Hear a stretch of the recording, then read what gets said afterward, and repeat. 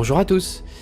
Nous abordons dans cette deuxième partie l'enregistrement des systèmes qui vont être gérés par SUSE Manager. C'est une étape clé dans les projets d'intégration. Cela représente en quelque sorte la première étape de mise aux normes des systèmes. Remettons-nous dans le bain de SUSE Manager et de ses fonctions. SUSE Manager est un système de gestion des patchs et des mises à jour de vos systèmes. C'est aussi un outil pour l'intégrité de vos machines grâce à de l'automatisation et du contrôle des configurations. Enfin, c'est une tour de contrôle pour suivre les paramètres en place et les failles potentielles afin de garantir l'intégrité globale de l'infrastructure. Venons à notre sujet, l'interaction du serveur SUSE Manager et de ses clients.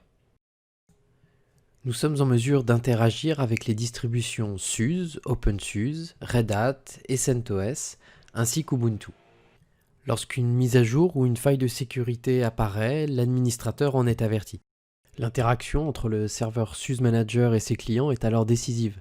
La parallélisation et la réactivité face aux ordres donnés sont clés pour le succès du système. En masse, les machines sont patchées et mises aux normes définies par la politique de l'infrastructure.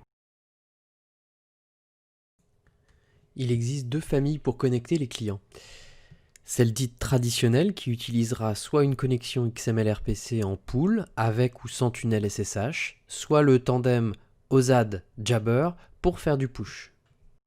Ou bien la technologie Salt avec ou sans client qui est celle que nous vous recommanderons car capable d'adresser des parcs massifs de milliers de machines en parallèle et d'avoir une réactivité proche de l'instantané. Pour faciliter l'enregistrement des machines tout en amorçant la mise aux normes, il existe la notion de clé d'activation. Nous serons amenés à créer une clé d'activation par type de machine. Cela se révélera être une aide précieuse pour l'automatisation. Prenons cette clé créée pour des machines SLES 15 SP1. La clé permet de définir les canaux de mise à jour à présenter aux nouveaux clients. Elle permet aussi de forcer l'installation de paquets, votre logiciel de backup ou de monitoring par exemple. Surtout, elle vous offre la possibilité de connecter directement le client à un canal de configuration. Dans ce cas, le client recevra l'ensemble des clés publiques pour l'authentification SSH. Enfin, vous pourrez automatiser l'ajout du système à un ou plusieurs groupes pour un bon rangement ou classification au sein de l'outil. Notre clé étant prête, nous allons générer un script dit de Bootstrap pour joindre la machine cliente au serveur.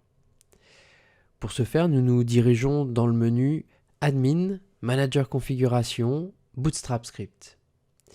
Ici, nous pouvons choisir les différentes options que nous souhaitons employer pour l'utilisation de notre script.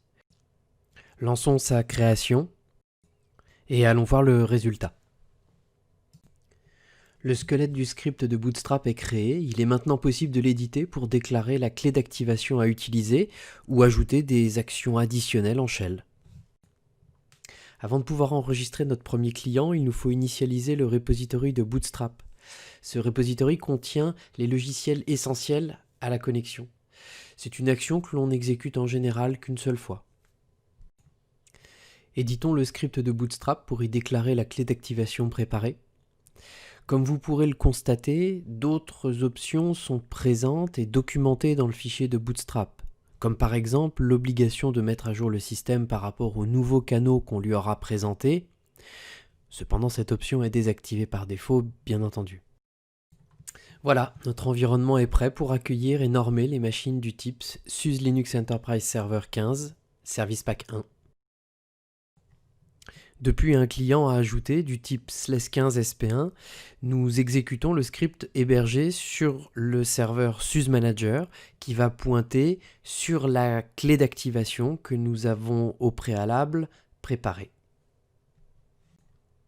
Depuis l'interface, nous pouvons maintenant accepter le nouveau client qui vient de se présenter depuis le menu Salt Keys. Nous l'acceptons. Nous allons rafraîchir la page et comme vous pourrez le voir, le client est maintenant en bleu, les informations ont été collectées.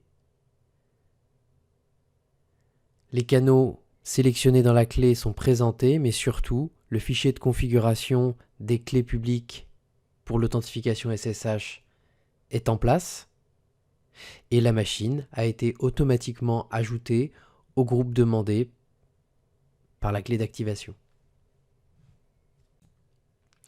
Et voilà, merci d'avoir suivi cette vidéo sur SUSE Manager et la gestion de ses clients. Nous savons désormais comment ajouter un client et lui donner avec beaucoup d'automatisation ses paramètres énormes. Amis des systèmes et de la production, à très bientôt!